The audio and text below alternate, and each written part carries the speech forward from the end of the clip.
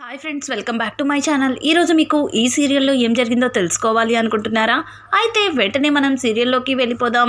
ఇంకా మురళి అయితే చాలా మంచిగా ఇంట్లో అందరి దగ్గర కూడా చాలా మంచివాళ్ళలాగా నటిస్తూ కావాలని విక్కీతో గొడవపడి ఇక్కడ నాకు అవమానం జరిగింది, ఇల్లరికం రావడం వల్లే ఇంత అవమానం జరిగింది అని చెప్పి ఇక ఇంటి నుంచి వెళ్ళిపోతాడు.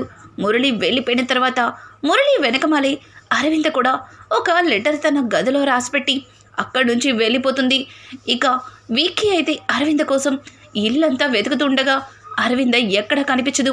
అలా వెతుకుతూ అరవింద గదిలోకి రావడంతో అక్కడ అరవింద రాసిన లెటర్ని చూసి ఒక్కసారిగా షాక్ అయిపోతాడు. ఇక అక్కడికక్కడే కుప్పకూలిపోతాడు. ఇంతలో అక్కడికి పద్మావతి వచ్చి, సరు ఏమయ్యుండది అంత గట్టిగా అరిచారు అని అడగడంతో ఇక విక్కీ ఏమీ మాట్లాడకుండా అలాగే ఆ లెటర్ని చూస్తూ ఉండిపోతాడు. ఇక ఆ లెటర్ని తీసుకుని అరవింద రాసింది చదివి పద్మావతి కూడా ఒక్కసారిగా షాక్ అయిపోతుంది. ఇక విక్కీ అయితే పద్మావతిని హక్ చేసుకొని ఒక చంటి పిల్లల్లాగా బోరుని ఏడుస్తుంటాడు. ఇక పద్మావతి విక్కీకి ఓదార్చుతూ ఉంటుంది. ఇక కింద అయితే బామ్మగారు విక్కీకి అలాగే పద్మావతికి శ్రీరామనవమి జరిపించాలని ఆ ఏర్పాట్లు చూడ్డానికి అన్నీ సిద్ధం చేస్తూ ఉంటుంది. అలాగే నారాయణని పిలిచి, నారాయణ రేపు శ్రీరామనవమి కదా, ఏర్పాట్లన్నీ దగ్గరుండి నిన్నే చూసుకోమన్నాను, ఇంతకీ ఏర్పాట్లు ఎక్కడి దాకా వచ్చాయి అని అడగడంతో అదే పనిలో ఉన్నా అమ్మా అని చెప్పి నారాయణ మాట్లాడుతుంటాడు. ఇంతలో అక్కడికి దివ్య వచ్చి, నానమ్మ ఇంట్లో పిన్ని బాబాయ్ ఉండగా విక్కీ అలాగే పద్మావతిలతో ఎందుకు ఈ కళ్యాణాన్ని జరిపిస్తున్నారు అని అడగడంతో ఇంకా వెంటనే పక్కనే ఉన్న నారాయణ, సరిపోయిందమ్మా సంబరం, నీకు మీ పిన్ని గురించి అంత తెలిసే ఇలా మాట్లాడుతున్నావా? మీ పిన్ని ముఖానికి మేకప్ వేసుకోవడానికి టైం సరిపోదు, ఇక కూర్చొని పూజ కూడా చేస్తుందా?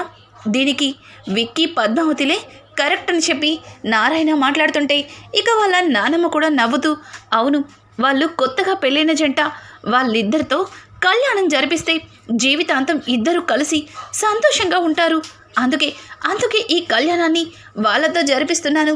ఇంతకీ నారాయణ విక్కీ పద్మావతి ఎక్కడ ఉన్నారు అని అనడంతో ఇక నారాయణ అయితే విక్కీ పద్మావతి అని పిలవడంతో ఇక పద్మావతి అయితే విక్కీతో, సరు మావయ్య గారు పిలుస్తుంటారు పదండి అని చెప్పి ఇక విక్కీని తీసుకొని పద్మావతి అయితే వెళ్తుంది. ఇక విక్కీ పద్మావతి ఇద్దరు కూడా కిందకి వచ్చి, బాబాయ్ ఏంటి పిలిచారు అని చెప్పడంతో, మీ బాబాయ్ కాదురా పిలిచింది నేను, ఇంతకీ ఉదయం నుంచి అరవింద ఇంట్లో కనిపించట్లేదు, ఎక్కడికి వెళ్ళింది, అసలు ఎక్కడికి వెళ్ళిందో కూడా చెప్పలేదు అని చెప్పి ఇక బామ్మగారైతే విక్కీని అడగడంతో విక్కీ పద్మావతి మొహం చూస్తూ కాస్త కంగారు పడతాడు.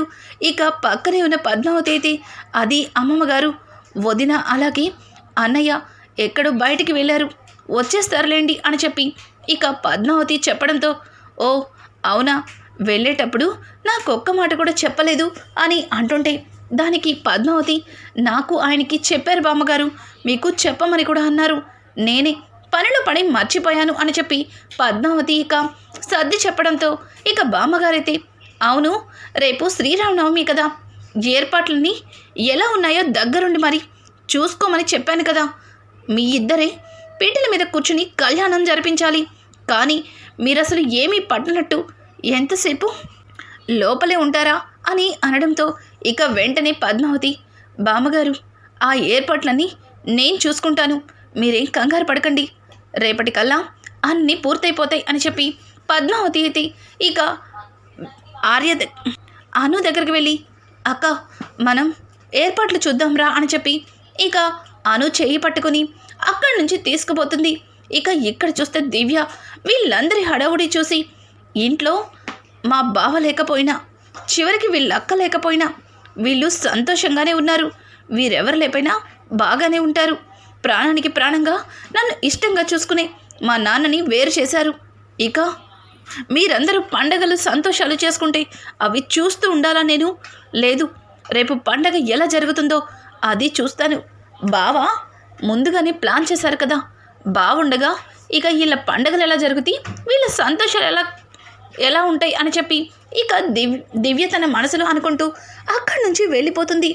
ఇక పద్మావతి అయితే బామ్మగారి దగ్గరకు వచ్చి, బామ్మగారండి ఏర్పాట్లన్నీ పూర్తయిపోయినాయి, ఇక పూజారి గారితో మాట్లాడాలి అని చెప్పడంతో పక్క నుంచి నారాయణ, అమ్మ పద్మావతి ఆల్రెడీ నేను పూజారి గారితో మాట్లాడేశాను, ఇక ఉదయాన్నే లేచి పూజ జరిపించాలి, వెళ్ళి నిద్రపోండి అని చెప్పడంతో ఇంకా అలాగే అన్నట్టుగా ఎవరి గదుల్లోకి వాళ్ళు వెళ్ళిపోతారు. ఇక ఉదయాన్నే పద్మావతి అయితే చక్కగా అందంగా చీర కట్టుకుని అద్దం ముందు నుంచుని రెడీ అవుతూ ఉంటుంది. అలాగే తనకి బ్లౌజ్కి ఉన్న డోరీస్ ఊడిపోవడంతో ఆ డోరీస్ని కట్టుకోవడానికి ప్రయత్నిస్తుంటుంది.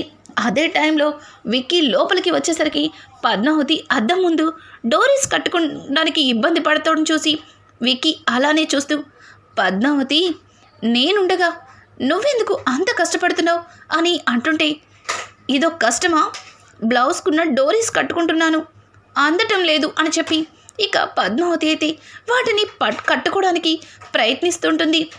ఆగు పద్మావతి, అసలు నేనుండగా నిన్నొక్క పనైనా చేయనిస్తానా, వాటిని నేను కడతాను అని చెప్పి విక్కీ ముందుకు వస్తుంటే, ఇవి ఎలా కట్టాలో మీకు రాదు, మీకు తెలీదండి అని అంటుంటే, ఆగు పద్మావతి కాసేపు కుదురుగా ఉండు అని చెప్పి ఇక విక్కీ అయితే పద్మావతి బ్లౌజ్కున్న డోరీస్ కట్టి ఇక పద్మావతిని తన భుజాల మీద చెయ్యి వేసి తన వైపుకు తిప్పుకుంటాడు.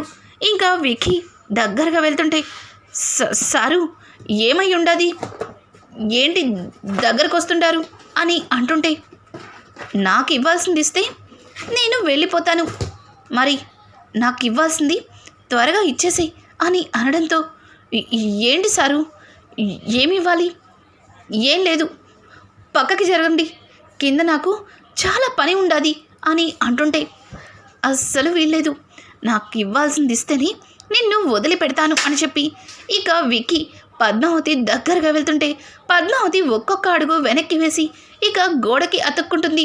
ఇంకా విక్కీ అయితే తన 2 చేతులు అడ్డం పెట్టి పద్మావతి ఎటు వెళ్ళడానికి వీల్లేకుండా పద్మావతి దగ్గరగా వెళ్తాడు.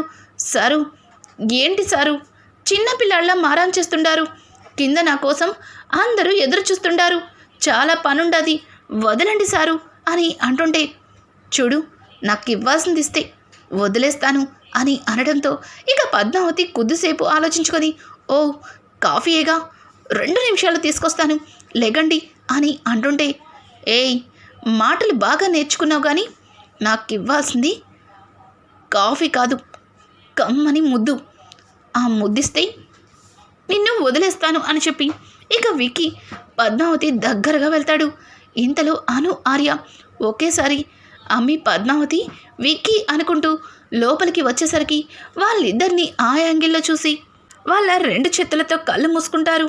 అది చూసిన విక్కీ పద్మావతి ఒక్కసారిగా ఉలిక్కిపడి దూరంగా జరిగిపోతారు. ఇక ఆర్య అయితే చిన్నగా ఒక చేతిని అడ్డం తీసి వాళ్ళని చూస్తాడు.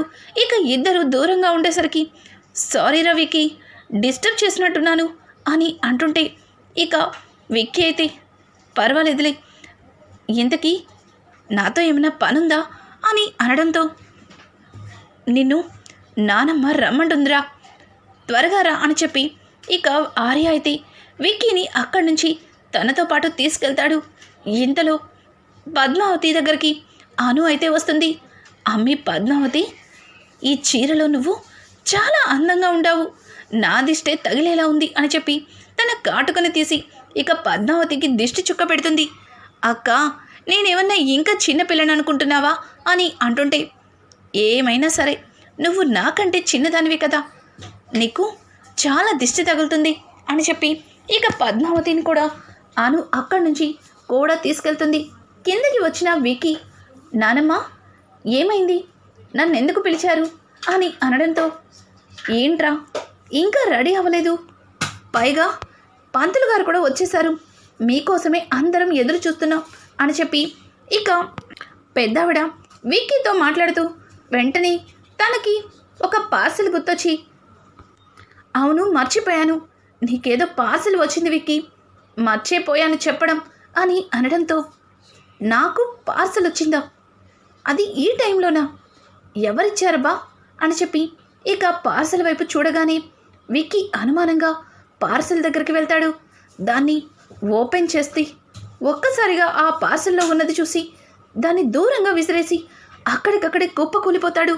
అది చూసిన పద్మావతి అయితే సారు సారు ఏమై ఉండదు సారు అని చెప్పి ఇక కంగారుగా దగ్గరికి వెళ్ళి తను కూడా ఆ పార్సెల్ని ఓపెన్ చేసి చూస్తుంది. తను కూడా ఒక్కసారిగా ఆ పార్సెల్ని కిందకి జారొదిలి తను కూడా అక్కడే కుప్పకూలిపోతుంది.